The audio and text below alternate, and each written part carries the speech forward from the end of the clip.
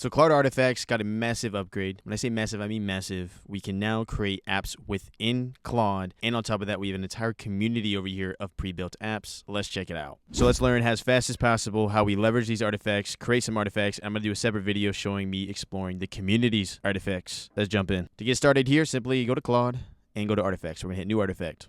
Now, what Claude did is they went the extra mile here of giving us templates, apps and websites, documents and templates, games, productivity tools, creative projects, quiz, and survey. I'm curious on how they approach apps and websites, as this is a actually, I'm more curious on the games. Let's do a game together. Games. I think what's really cool here is that little community feature that we saw, but I want to make a separate video on that. So what kind of game do I have in mind? We're doing surfing, as we're out here in Bali, and we're surfing.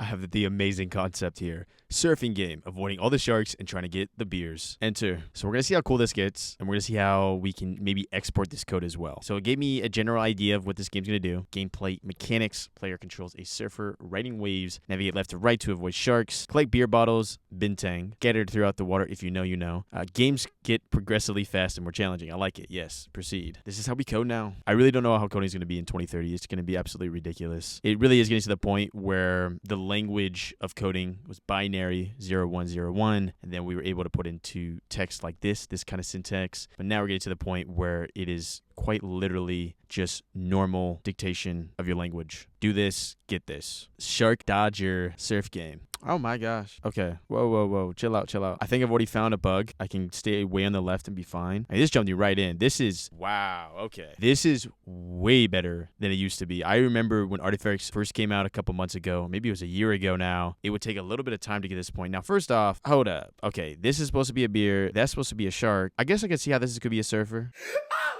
Top of his head. I could see that a little bit. Before we keep playing here, though, let's actually proctor again. I'm going to say, can you make it look like I'm on a wave and make the sharks look more like sharks and the beer like a bintang, a bit retro style, and also have it if I hit a surfer saying I get a power up, surfs up.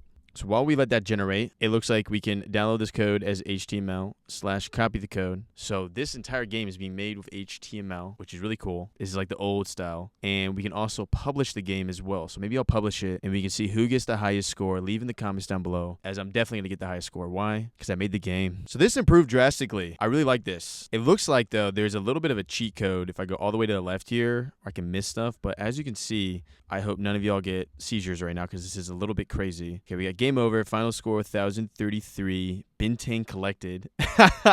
Oh my gosh. And it actually, it has the red logo. It's there. It kind of looks like a pill bottle a little bit, but we're almost there. All right, so our score is 1,334, which I think is by seconds. Okay, definitely not seconds, maybe milliseconds. All right, so another surfer gives us an incredible invincible power-up, magnet power-up, and then the sharks, I don't know. I think the sharks have buck teeth, maybe. So they're like buckies. Let me try red again. I might need it to chill out a little bit because this is a little bit too much. This is too fast. I really like this wave effect, though. Like, this is really cool. And this is the best part about AI. Simply ask. Slow down. How fast they are coming. Progress slower. Yeah, you didn't know. I'm a video game developer. Just comes easy. This could be an all-star video game right here. I'm about to make the new Marvel Rivals. All right, we're going to call it Shark Rivals. I guess they already do have a Sharky in there. It's Jeff the Shark. Very annoying character if you go against Jeff the Shark. That's a good one, especially when you're all on the point. All right, here we go. All right, this is doable, y'all. This is it right here. This is my chance. I'm about to get the high score. I think we're going to say like the bintings are like the deal breaker, where if you get like a near a high score. All right, we're getting somewhere, y'all. All right, I'm locked in. Oh!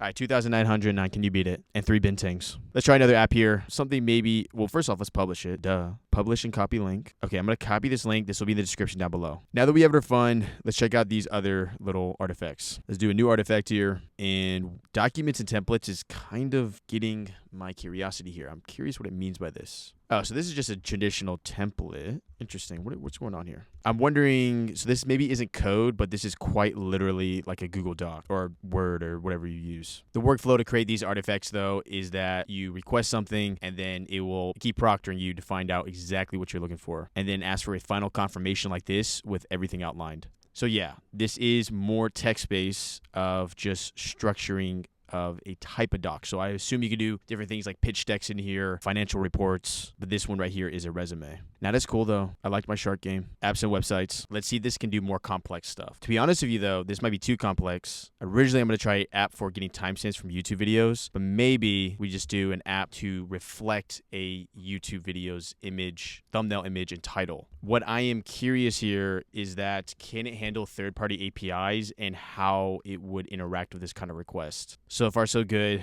And the idea being that it's going to use YouTube's API here, pasting the URL, we'll say yes. In my head, I'm thinking it's going to request an API key, although I'm curious on how it's going to do this because in theory, you could still get this data without an API key. It would just be, obviously less usage. So far, so good. I do like that it used React here. Oh, whoa. Look at that, y'all. I've actually never seen it change the code when it messes up. Okay. That's interesting. What we just saw there was the AI model, when it knew it was going to give a code output that was going to give an error, it actually just reset itself without making me tell it had an error. Let's see if this works. Put a link here, extract info. It didn't work. And I know why it didn't work because I know for you to access data like this through YouTube, it requires you to have a public API key, which you need to provide here for it to work. But that's something to know. Even when these artifacts tell you, hey, everything works, everything's good, you'll run into error still. But that's part of coding with AI. So what's the TLDR with these nice little artifacts and what I've noticed based off the past? First one, they work a lot faster to get the results that you're typically expecting. This is still very much like build an MVP, small little fun app. And 3, I wouldn't build out a full-blown application using this method for obvious reasons. But without further ado, as you already know, I'll see you in the next Bintang